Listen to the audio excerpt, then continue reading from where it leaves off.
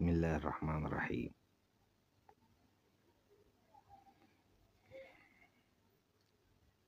اتكلم عن بعض أسعار العملات القديمة، البريزة والشلن. البريزة والشلن.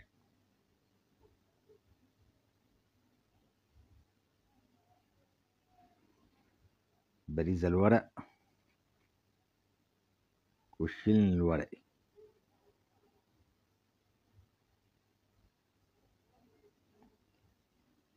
وأسعارهم وإيه اللي يتباع وإيه اللي ما يتباعش.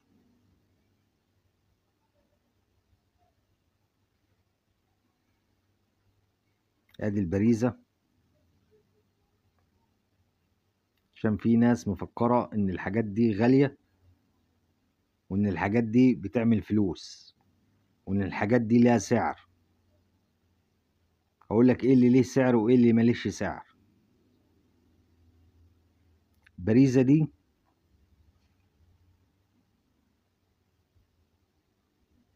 دي سعرها الورقة بتنباع ب5 جنيه وب10 جنيه. الجديدة منها بتنباع ب10 جنيه، عشان الناس اللي هي مفكرة ان في حاجة فيهم غالية. لا، دي سعرها 10 جنيه. الورقة الواحدة ب10 جنيه. فدي حاجات مش غالية. اي حاجة مكتوب عليها جمهورية مصر العربية في البريزة بيبقى سعرها 10 جنيه. جديدة يعني، الورقة جديدة زي دي كده بتعمل 10 جنيه. مش غالية، مش غالية. الشيلن برضو نفس النظام. اهو شوف الشيلن.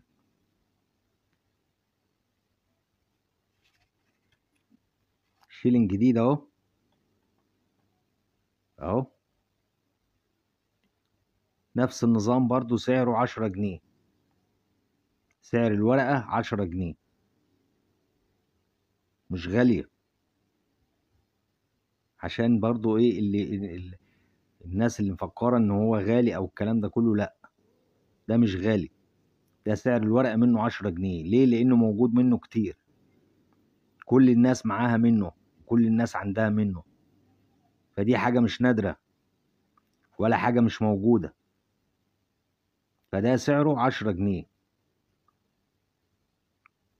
لو متقطع بقى والكلام ده كله ما بيعملش حاجة، ما بيعملش سعر. لما هو كده وسعره 10 جنيه، لما هو جديد كده بيتباع ب10 جنيه. امال لو متقطع بقى والكلام ده كله هيعمل ايه؟ مش هيعمل حاجة. ده لو انت رحت سوق العملات، لو رحت سوق العملات القديمة بيتباع بالباكو. في منه بكاوي وبتتباع بالباكو. فده سعره 10 جنيه. لو هتاخد تشتري منه ورقة، الورقة ب10 جنيه. عاوز باكو بتاخد باكو. كل ده موجود في سوق العملات القديمة.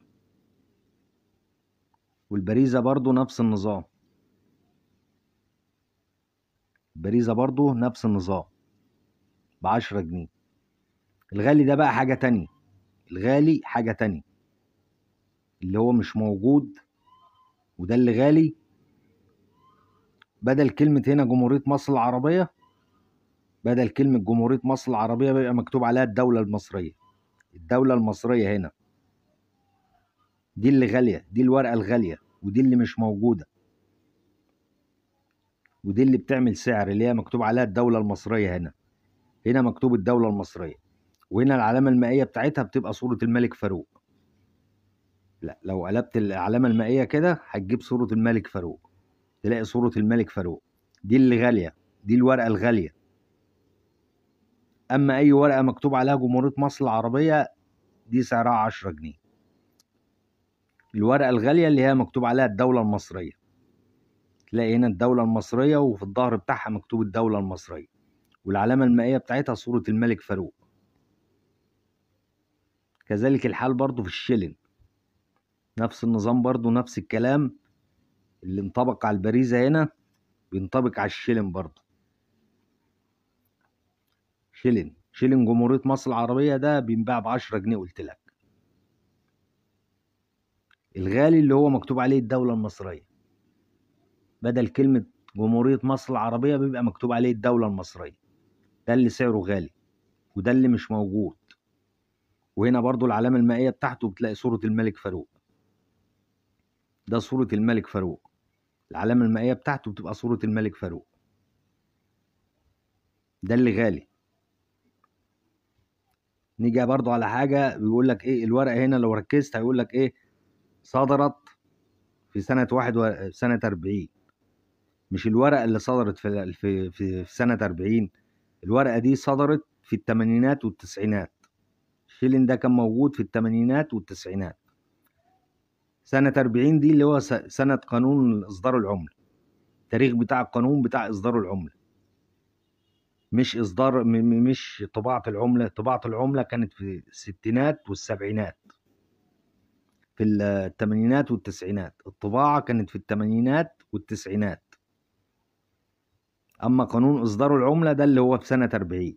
يعني يجي واحد مثلا يقول لك إيه أنا معايا شيلين من سنة 40، أنا معايا شيلين من سنة 40. لا، مش ده هو مش من سنة 40، ده القانون بتاع العمولات هو اللي من سنة 40. قانون إصدار العمولات هو اللي من سنة 40، مش طباعة العملة في سنة 40. طباعة العملة دي كانت في الثمانينات والتسعينات. الشيلين ده كان موجود في سنة 80 وموجود في سنة 90. أما سنة 40 دي قانون بتاع إصدار العملة. فلما تيجي تبص على يقول لك إيه أنا معايا الورقة بتاعت سنة 40، لا هو مش سنة 40، ده القانون بتاع اللي هو بتاع سنة 40. الورقة كانت في التسعينات والثمانينات، وقلنا سعر الورقة منها بيعمل 10 جنيه،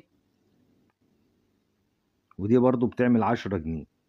الغالية اللي هي مكتوب عليها الدولة المصرية، وهنا العلامة المائية بتاعتها تلاقي صورة الملك فاروق، ده اللي غالي وده اللي مش موجود. وفي فيديوهات موجودة على الصفحة بتبين لك شكل الشيلين اللي هو مكتوب عليه الدولة المصرية. أنا مصوره ومحطوط في الفيديوهات على الصفحة. لو عاوز تشوف الفيديوهات على الصفحة هتلاقي صورة الشيلين اللي مكتوب عليه الدولة المصرية اللي هو غالي. أما حاجات زي كده قلنا سعرها 10 جنيه.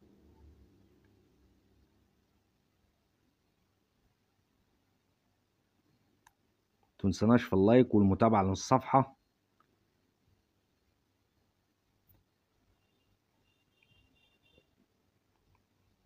والسلام عليكم ورحمة الله.